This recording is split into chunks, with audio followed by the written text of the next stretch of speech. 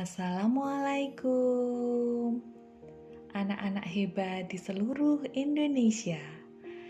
Bunda akan membacakan sebuah dongeng yang berjudul Putri Salju dan 7 Kurcaci.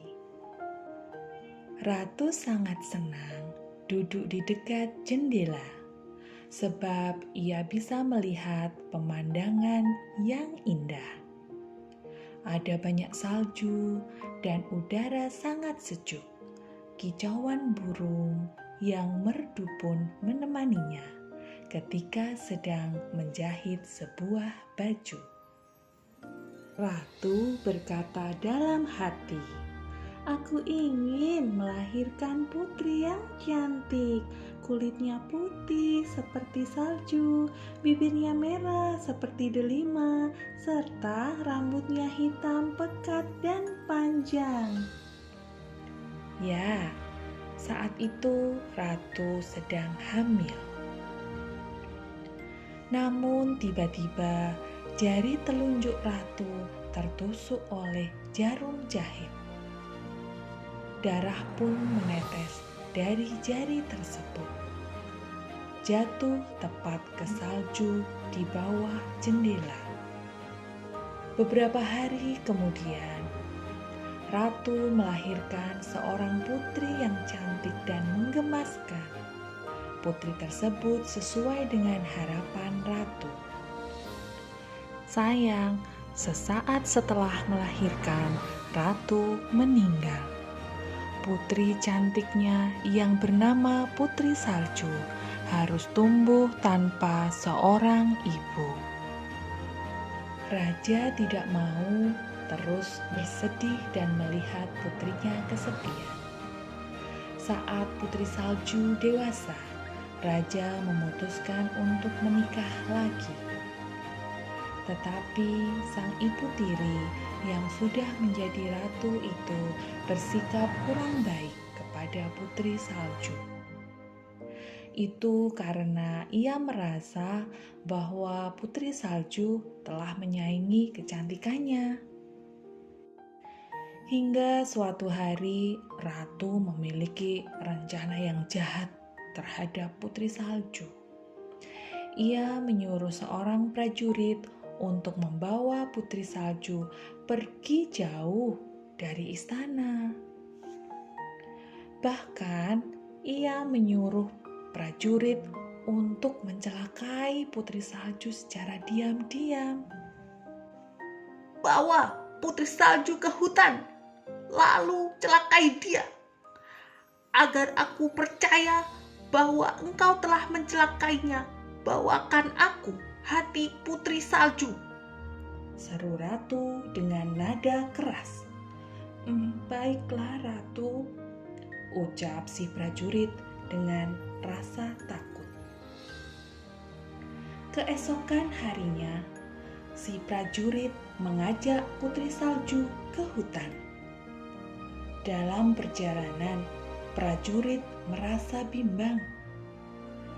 Dia tidak sanggup mencelakakan gadis manis kesayangan raja. Akhirnya, si prajurit melepaskan Putri Salju begitu saja. Ia membiarkan Putri Salju hidup sendirian di hutan yang jauh dari istana. Sebagai ganti hati Putri Salju, si prajurit membawakan hati seekor kerbau untuk ratu yang jahat itu. Ratu amat bahagia karena mengira Putri Salju telah tiada.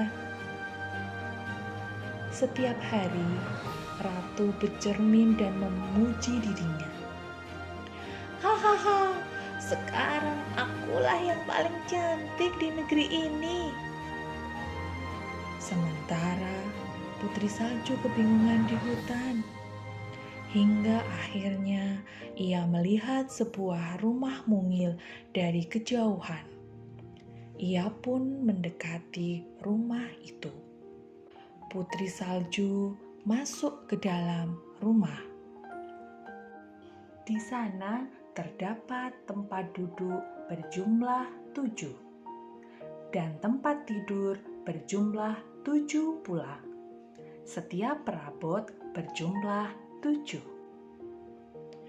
Karena Putri Salju merasa lelah dan lapar, ia segera menyantap makanan yang tersedia di meja makan. Putri Salju tidak tahu bahwa rumah mungil tersebut dihuni para kurcaci. Setelah seharian bekerja di hutan, kurcaci-kurcaci pulang ke rumah dengan rasa senang. Mereka sudah sangat lapar dan tak sabar ingin segera makan.